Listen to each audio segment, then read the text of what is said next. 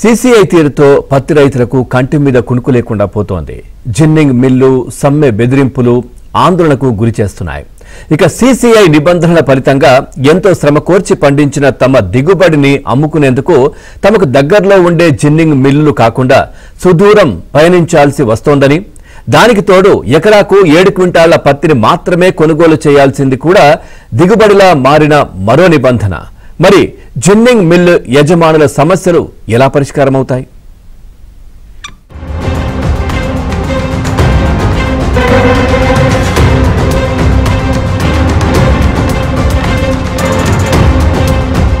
ఉమ్మడి మహబూబ్ నగర్ జిల్లాలోని జిన్నింగ్ మిల్లుల యజమానులు త్రిశంకు స్వర్గంలో ఉన్నారు. తమపై సీసీఐ ఎప్పటికప్పుడు పెడుతున్న కత్తి వల్ల రైతుల దగ్గర పత్తి కొనుగోలు చేయలేకపోతున్నారు.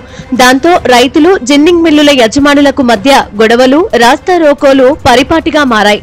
దాంతో జిన్నింగ్ మిల్లుల యజమానులంతా కలిసి గురువారం నుంచి సమ్మెబాట పట్టేందుకు ముందుగా నిర్ణయించుకున్న సీసీఐ అధికారులు కాస్త సమయం కావాలని కోరడంతో సమ్మెను తాత్కాలికంగా వాయిదా వేశారు. కానీ సీసీఐ తమ నిబంధనలు పక్కన పెట్టి అన్ని జిన్నింగ్ మిల్లుల యాజమాన్యాన్ని కూడా పత్తి కొనుగోళ్లకు అనుమతించని పక్షంలో సమ్మె చేయాల్సి వస్తుందని వారు హెచ్చరిస్తున్నారు.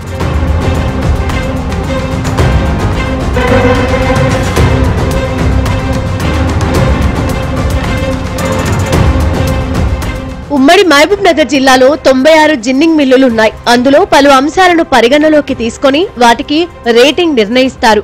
మిల్లు విస్తీర్ణం, షెడ్ సైజ్, వాటి సామర్థ్యం, గతంలో సీసీఐకి ఎన్ని బేళ్ల పత్తిని సప్లై చేశారన్న అంశాల వారీగా జిల్లాలోని 96 మిల్లులను 4 గ్రేడ్లుగా విభజించారు.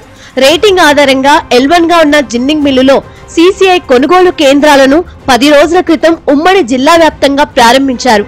కాగా L1 గా ఉన్న జిన్నింగ్ మిల్లులకు పత్తి రైతులు అధికంగా రావడంతో పాటు కొన్ని ప్రాంతాల రైతులకు రవాణాకు దూరంగా ఉండడంతో L2 కేటగిరీలో ఉన్న జిన్నింగ్ మిల్లులో సీసీఐ కొనుగోలు కేంద్రాలను గడిచిన 2-3 రోజులలో ప్రారంభించారు.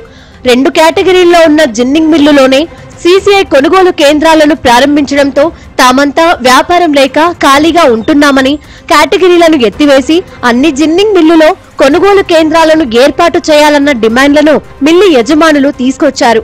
అదేవిధంగా కొనుగోలు పరిమితిని ఎత్తేయాలని రైతులు కోరుతున్నారు. భూములు దేక బయటకు పోతారంటే అసలు కేరేజ్ అయిన పరిస్థితికి వచ్చింది. ఇప్పుడు మాకు ఎంతసేపులు ఉన్న 12 క్వింటాల నుండి 13-14 క్వింటాల వరకు వేసుకున్నా ఇంకా మంచిగానే ఉంటుంది. మా పరిస్థితి ఇప్పుడు చాలా ఘోరమైన పరిస్థితి ఏంటంటే 7 క్వింటాలు చెప్తున్నారు కాబట్టి చాలా భయంతో ఆంధ్రాలో వందుతున్న మంది రైతులు. అందుకొరకే 7 క్వింటాలు కాకుండా ఇప్పుడు పాత సిస్టమ్ కన్నా ఇంకా 2 క్వింటాలు పెంచడానికి ఆలోచన చేయాలి, కానీ తగ్గనికి ఆలోచన చేయరాదు. శాతం కూడా ప్రతిదీ వర్షం వస్తుంది కాబట్టి మాకు ఎంతసేపులు ఉన్నా ఇంకా మనకు 15% కంటే 20% వరకు వేసినా ఇంకా గవర్నమెంట్ ఇంకా కొద్దిగా సలహాలు మంచిగా ఇచ్చిన సలహాలు చేసుకుంటున్నాం. మాకేమవుతుంది సార్ అంటే మేము ఇత్తులు తెచ్చుకోవడము, లేబర్ తోలుకోవడము, మాకు పిండి తెచ్చుకోవడము. ఇప్పుడు పిండి అంటే మొన్న మధ్యలో మనకు వీర్య దొరకక కొంతమంది వాయొచ్చి కింద పడడము, ఇట్లా తిండి తినక సరిగ్గా అట్లాంటివి ఇట్లా అవకాశాలు అయినాయి సార్, ఇబ్బందులు అయినాయి మస్తు. ఇప్పుడు మాకు ఇప్పుడు పత్తి పంట సార్ తీసుకురావాలన్నా ఫస్ట్కి వెళ్ళి ఫర్టిలైజర్ పెట్టడం కానీ అది పెట్టడం కానీ, లేబర్ దొరకడం ఛార్జ్ అవుతుంటుంది, కూలీ అవుతుంటుంది, అదే లేబర్ ఛార్జ్ అవుతుంటుంది, గిట్టుబాటు ఖర్చు ఎక్కువ వస్తుంది సార్. ఇప్పుడు పిండి సంచుల్లో అప్పుడు ఏదో 1000 రూపాయలు 900 పెడితే మినిమంలో వస్తున్నాయి సార్. ఇప్పుడు మినిమం 1400, 1300, 1400, 1500 ఒక బ్యాగ్ అవుతుంది సార్ మాకు పిండి సంచి.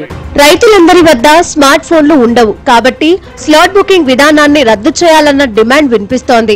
రైతులు స్వేచ్ఛగా పత్తిని విక్రయించుకునేందుకు అవకాశం కల్పించాలని డిమాండ్ చేస్తున్నారు. అలాగే పత్తి కొనుగోలు పరిమితిని ఎకరానికి 12 క్వింటాల నుంచి 7 క్వింటాళ్లకు కుదించడం, తేమ నిబంధన, అన్ని జిన్నింగ్ మిల్లుల్లో కొనుగోలు కేంద్రాలను ఏర్పాటు చేయకపోవడం తదితర సమస్యలను పరిష్కరించాలని కోరుతున్నారు. నాగర్ కర్నూలు జిల్లాలో 16 జిన్నింగ్ మిల్లులు ఉండగా 6 మిల్లుల్లోనే పత్తి కొనుగోలు కేంద్రాలను ఏర్పాటు చేశారు. దీంతో పత్తి రైతులకు మిల్లుల యజమానులు సమాధానం చెప్పుకోలేని పరిస్థితిని ఎదుర్కొంటున్నారు. మీరు కోరుకునేది పాత పద్ధతి లాగానే ఉంటే స్లాట్ బుకింగ్ ఓకే, కానీ పాత పద్ధతుల్లోనే ఉంటే మా బాగుంటుంది. బంధు అంటే సార్ ఇప్పుడు ఏమైందంటే టెండర్కు ప్రతి మిల్లులకు పిలిచారు.